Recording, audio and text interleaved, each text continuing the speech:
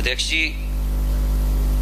जी, जिस तरह से मैंने कहा जिम्मेवारियों से पीछे हटने का मतलब था कि हम जनता के ऊपर उस बोझ को लादते, और हमने 90 के दशक में आते आते सेल्फ फाइनेंसिंग के एक नए कंसेप्ट को उच्च शिक्षा में लाया, और ये दुहाइयां देना शुरू की गई कि जो अपनी जेब से विदेशों में पढ़ने जा सकते हैं, जो अपनी जेब से दूसरे बड़े विश्वविद्यालयों के अंदर पढ़ने जा सकते हैं, वो क्यों ना अपने कॉलेज को, अपने स्कूलों को और अपने विश्वविद्यालयों को वो फाइनेंस खुद करें।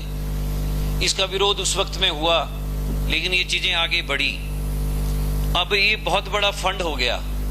सेल्फ फाइनेंसिंग अपने आप में एक पैरेलल फंड खड़ा हो गया है, कॉलेजों के अंदर भी, विश्वविद्यालय के अंदर भी, डिपार्टमेंट्स में भी, और अब ये तान जो चली है ये कई स्कूलों में भी ना आ जाए, इस तरह के भी हालात बनते हुए आने वाले समय में नजर आते दिखते हैं।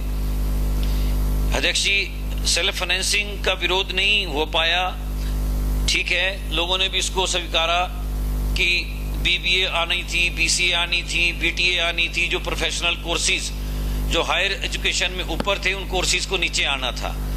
लेकिन आज ऐसे उदाहरण हमारे पास सामने खड़े हैं जहां सेल्फ फाइनेंसिंग के पैसे को जो है वो कॉलेज के विकास के लिए इस्तेमाल करने के नाम पर ठेकेदारियां शुरू हो चुकी हैं, और राजनीतिक हितों को साधने के लिए उस सेल्फ फाइनेंसिंग के पैसे को ठेकेदारों में खुला बांटा जा रहा है। सेल्फ फाइनेंसिंग अब मात्र एक कोष नहीं रह गया, वो एक सोर्स हो गया, और सोर्स हो गया उस लूट का, जो लूट पहले दूसरे महकमों में हुआ करती थी, अब वो शिक्षा के अंदर भी पूरी तरह से उसको पसर गई है।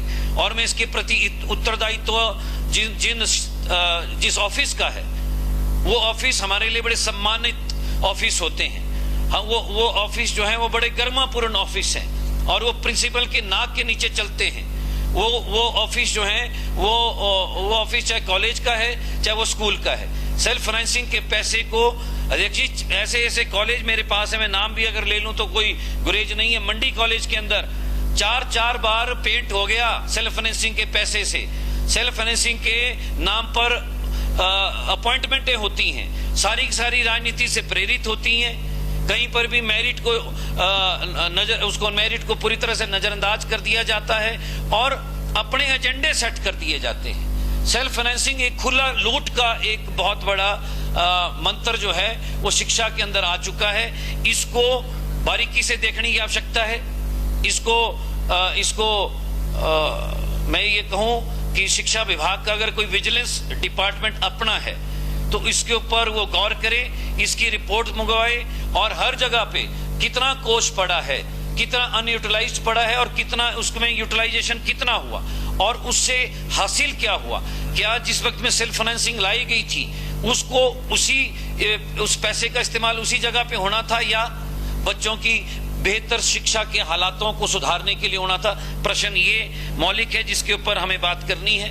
दूसरा, एक बड़ा लैप्स आया है हिमाचल प्रदेश के, लगभग, मेरा अपना अंदाजा है, मैं गलत हो सकता हूं तो मुझे करेक्ट कर दे, माननीय मंत्री जी भी यहीं मौजूद हैं, लगभग 35 से 40% इस वक्त में कॉलेजों में हमारे पास रेगुलर प्रिंसिपल नहीं है। जब रेगुलर प्रिंसिपल नहीं है तो हेडऑकिज्म चल रहा है और धक्काशाही चल रही है कॉलेजों के अंदर।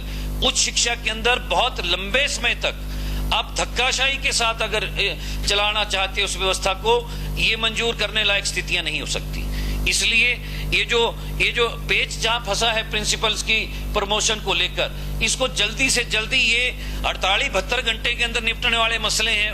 मैं सरकार के समक्ष इस बात को इस तरह से कहना चाहता हूं, ये लंबित नहीं डालने वाले मसले हैं, क्योंकि इससे गुणवत्ता के अंदर मौलिक सुधार जिसकी आवश्यकता सदन में चिंता के माध्यम से की जा रही है, ये उसकी आवश्यकता है। जहां पे आपके पास प्रिंसिपल ही नहीं है, आप कैसे नीचे तक के सिस्टम को मॉनिटर कर रहे हैं, और क्यों लैप्स है, क्या लैप्स है। सीनियर मोस्ट बहुत से लोग हैं, और मजेदार बात तो ये है अध्यक्ष जी कि शिक्षा इस के जगत में, शिक्षा के क्षेत्र में प्रिंसिपल के पास, इन अध्यापकों या प्राध्यापकों के पास मौका ही कहाँ होता है बड़े ज्यादा प्रमोशन का। केवल एक प्रमोशन इनको मिलती है, वो प्रिंसिपल की प्रमोशन होती है। अगर वो प्रमोशन भी साल 8 साल 2 साल 3 सालों तक लंबित पड़ी रहे, तो कितने ही अच्छे प्राध्यापक जो अच्छे मैनेजर्स हो सकते थे अपने कॉलेज या स्कूलों के, वो वंचित हो जाते हैं। तो मेरा इस पे एक ऑटो सिस्टम हो जाना चाहिए। ऑटो,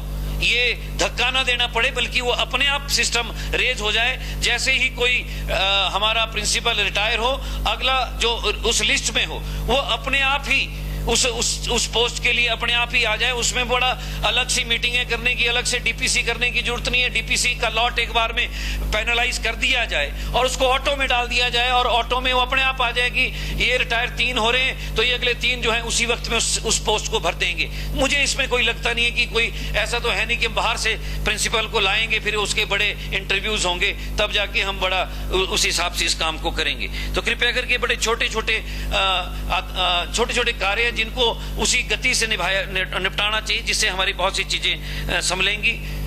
अति महत्वपूर्ण और है, वो कॉलेज हमने बड़े स्तर पर खोले, और ऊपर से पिछली सरकार जाते जाते मौजूदा सरकार को और संकट में डाल के चली गई।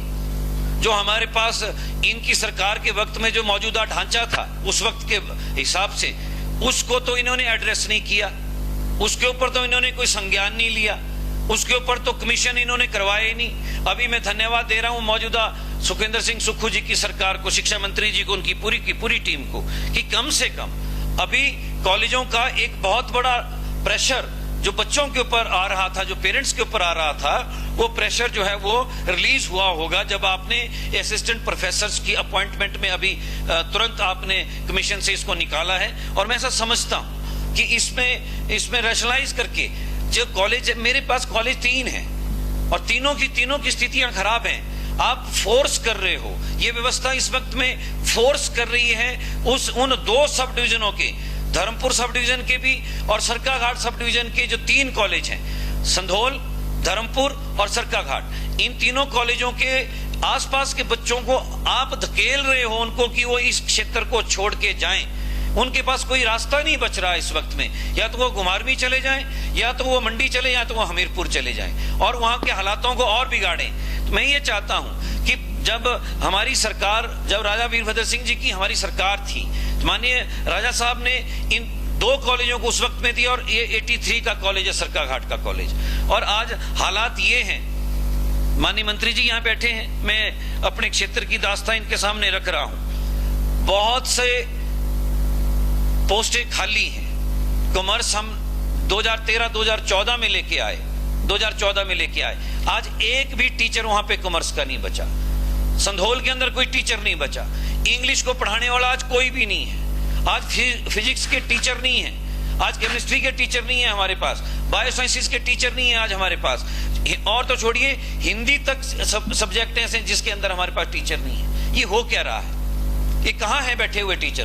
कहीं पे ऐसा तो नहीं कि 3-3, 4-4 टीचर बड़े बड़े कॉलेजों के अंदर बैठ गए हों और हम उनको बाहर निकालने की हिम्मत नहीं दिखाते। मैं जानता हूं सबके पीछे एक विधायक बैठा है, एक नेता अपने अपने क्षेत्र का बैठा है, सबके सामने मजबूरियां हैं। तो हमारी राजनीतिक मजबूरियां कहीं ना कहीं इस व्यवस्था को संचालित करने में भी बाधा है। तो मैं सभी से आग्रह करना चाहता हूं, अगर 3-3, 4-4 हैं तो एक आध सारे थोड़ा ना हमारे अपने होते हैं। किसी को तो हम बेगाना मानकर भी धक्का दे दें तो इन जो छोटे छोटे कॉलेज, ग्रामीण क्षेत्रों के कॉलेज हैं, इनका कल्याण हो। मैं ये कह रहा हूं 1-1 साल के लिए तो उनको छोड़ दो, 1-1 साल के लिए भी चलेगा तो एक शैक्षणिक सत्र तो हमारा कामयाब सत्र मान लिया जाए। हम मानते हैं कि 5 सालों तक ये दिक्कतें रहेंगी, जब तक आप पूरा काडर नहीं डाल देते हो तब तक ये दिक्कत रहेगी। लेकिन इस तरह से आप धक्केशाही से कॉलेजों को ना चलाएं। और ये जो विपक्ष के लोग हल्ला करके जा रहे हैं, ये जो कह रहे हैं कॉलेज दो, भैया तुम कॉलेज में टीचर तो देके जाते, तुम वहां के लिए असिस्टेंट जो लेबोरेटरियों के लिए चाहिए उनको तो देके जाते। तो ये पिछली सरकार ने कुछ भी नहीं किया। हम तो ऐसा मानते थे कि जयराम जी बड़े अनुभवी हो सकते हैं, कि एक बार के मंत्री थे, नौजवान भी थे, लेकिन जिला मंडी के अंदर की जो शिक्षा की हालत इनके राज में हुई है, उसकी बुरी हालत है।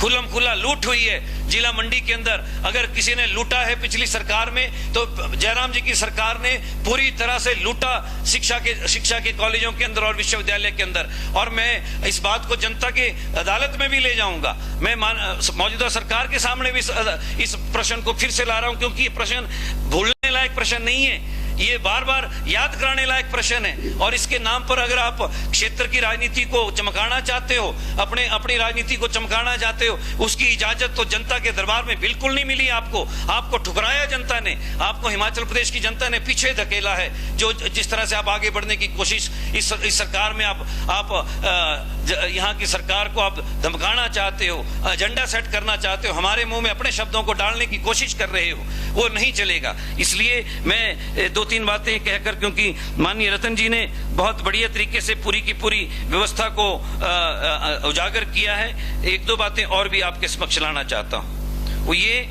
कि बहुत से स्कूल बंद हो गए, ये नीतिगत बात है। स्कूल बंद हो गए, अब उन स्कूलों का रख रखाव कोई नहीं करेगा। वो एक वक्त में मंदिर था, अब वो मंदिर की मूर्ति वहां से हटा दी गई है, तो वो खाली एक खोखा रह गया है, मंदिर नहीं बचा वो। अब आप उसको किसके हाल पे छोड़ दोगे? उसको जुआरियों के हाल पे छोड़ दोगे, शराबियों के हवाले छोड़ दोगे, क्योंकि चौकीदार तो आपके पास है नहीं। अब आप उस प्रॉपर्टी की तो रक्षा करोगे नहीं। अब उसके आसपास एनक्रोचमेंट करने वालों का धीरे धीरे ध्यान पूरा का पूरा उसके ऊपर, उस प्रॉपर्टी के ऊपर चला जाएगा।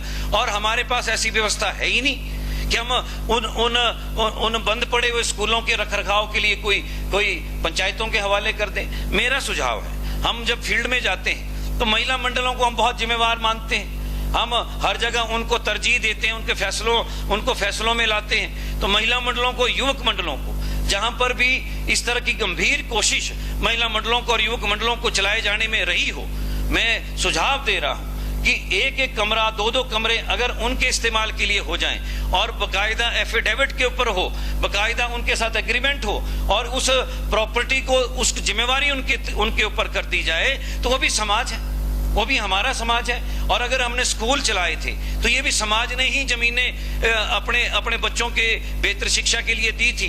तो समाज सर्वोपरि रहना ही चाहिए। ये ना हो कि हम शिक्षा जगत के लोग अब उसको अपना कुंडली मारकर उस आइडल पड़ी हुई बिल्डिंग के ऊपर बैठ जाएं। इसलिए इन स्कूलों को, जो कि अब आइडल हो गए, जो कि अब इस वक्त में खाली कर दिए गए हैं अनेकों कारणों से, अध्यक्ष जी मैं चाहता हूं इसके ऊपर फैसला करे सरकार, और नीति के आधार पर फैसला हो कि या तो पंचायत इसकी जिम्मेवारी ले ले, या तो इसकी जिम्मेवारी किसी कंसर्न्ड महिला मंडल को दे दी जाए, या इसकी जिम्मेवारी जो है वो किसी इसको दे दी जाए। और मैं तो कहूंगा कि बुजुर्गों को दे दी जाए ताकि वो लाइब्रेरी इसमें अपनी चला सके। मैं तो कहूंगा कि महिला मंडलों को इसमें लाइब्रेरी को चलाने की इजाजत दी जाए। यहाँ पर इसके लिए बहुत सी जगहों पे हमारे पास स्वास्थ्य के लिए एक एक कमरा है, एक एक डिस्पेंसरी है, क्यों ना इनको डिस्पेंसरी के हवाले कर दिया जाए। समाज अगर मालिक है, अगर सोसाइटी सबकी मालिक है, तो let society to decide, let gram sabha to decide, let gram panchayat to decide कि कहां पर इसका इस्तेमाल होना चाहिए। ना कि डायरेक्टर जो शिमला में बैठे रहते हैं, जिनको आइडिया नहीं होता कि उस पंचायत के अंदर की स्थितियां क्या हैं, वो डिसाइड नहीं करेंगे। वो कितना डिसाइड करेंगे और कहां डिसाइड करेंगे, और कितना उनके पास डिसाइड करने के लिए समय होता है कि वो एक छोटी सी पंचायत के किसी मसले को डायरेक्टर साहब डिसाइड करेंगे। ऐसा नहीं होना चाहिए। प्रैक्टिकल बात होनी चाहिए। वो ये, पंचायत मालिक है अगर उस जमीन की, तो पंचायत को अधिकार दीजिए, या उस महिला मंडल को अधिकार दीजिए, या तो युवक मंडल को अधिकार दीजिए कि उसको चलाए। ये एक मेरा ये भी इस पे कहना था। अंत में बहुत सी व्यवस्था, माननीय ठाकुर जी आप भी यहाँ मौजूद हैं, आपके संज्ञान में लाना चाहता हूं। बहुत सी पीटीए, कोई इग्नो का फंड, कोई पीटीए का फंड, कोई लोकल फंड, कोई हमारी अपनी ग्रांट इन एड, कोई एड, ऐसी ये अलग अलग कोष नजर आते हैं, लेकिन ध्येय सबका एक है, वो एक ही गुणवत्ता शिक्षा की बरकरार रहे, नीचे तो ना आए, कम से कम बरकरार रहे। इसलिए ये हमने इंटरिम व्यवस्थाएं करके लागू की हैं। इन इंटरिम व्यवस्थाओं में जो काम कर रहे लोग हैं उनकी माली हालत तो है ही खराब। 7,000 रुपए में पूरा जीवन कोई कैसे एक ही इंस्टीट्यूशन के अंदर रोज आएगा और पढ़ाएगा और जाएगा। एक वो लेबोरेटरी में अंदर, वो प्रयोगशालाओं के अंदर वो काम करेगा। 2 लाइब्रेरी के अंदर वो काम करेगा 3, ग्राउंड्समैन के तौर पे काम करेगा 4, वो पीएन के तौर पे काम करेगा 5, वो अपना जीवन उस संस्था के लिए दे रहा है। और इतना भी हम अगर सरकार के तौर पे उनको सम्मानजनक स्थिति ना दे पाए, एक बार में इनकी नीति निर्धारण, मैं माना इनको रेगुलराइज करने की कोई प्रश्न आपके पास नहीं होगा, आप सोचते भी नहीं होंगे, लेकिन कम से कम एक सम्मानजनक स्थितियां तो इनको दे दो। इनको लेबर के जो लेबर का जो मिनिमम वेज है, जो लेबर को जो मिनिमम वेज दिया जाता है, वो एक मजदूर की स्टेटस पे तो इनको ले आओ। कम से कम बेचारों को 7,000 रुपए में ऐसी कौन सी नौकरी, 5,000 रुपए में ऐसी कौन सी नौकरी है जो आप शिक्षा जगत में गुणवत्ता को बढ़ाने के लिए दे रहे हो? ऐसा कैसे कर सकते हो? ऐसा कैसे हो सकता है?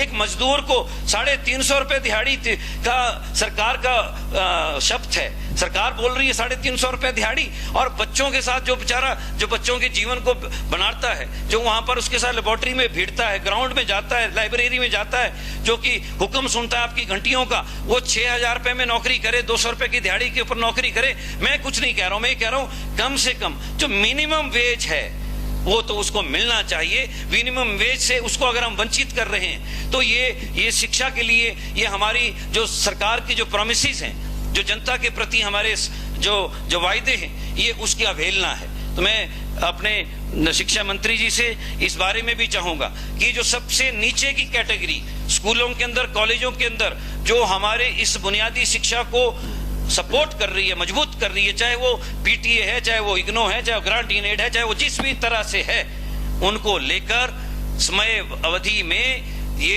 एक नीति ले आए। जरूरी नहीं, लेकिन इतनी नीति तो हो कि कम से कम मजदूरी, जो मिनिमम मजदूरी तय की है प्रदेश की सरकार ने, वो उनको मिलनी चाहिए, हर हालत में मिलनी चाहिए, ताकि वो अपने जीवन बसर में, परिवार के बसर को कर सके। अध्यक्ष जी, आपने मुझे बोलने का मौका दिया। मैं माननीय मुख्यमंत्री जी भी पहुंचे, इनका भी बहुत बहुत स्वागत, बहुत बहुत धन्यवाद जी। धन्यवाद चंद्रशेखर जी। अब मैं माननीय सदस्य आशीष शर्मा। हमसे जुड़े रहने के लिए हमारे YouTube चैनल को सब्सक्राइब करें और नई वीडियो की नोटिफिकेशन के लिए बेल आइकॉन को दबाएं। अगर आप ये वीडियो Facebook पर देख रहे हैं तो लाइक जरूर करें और ज्यादा से ज्यादा शेयर करें। इसी तरह के और भी अपडेट्स के लिए फॉलो करें हमारा Instagram पेज himachal.kesri।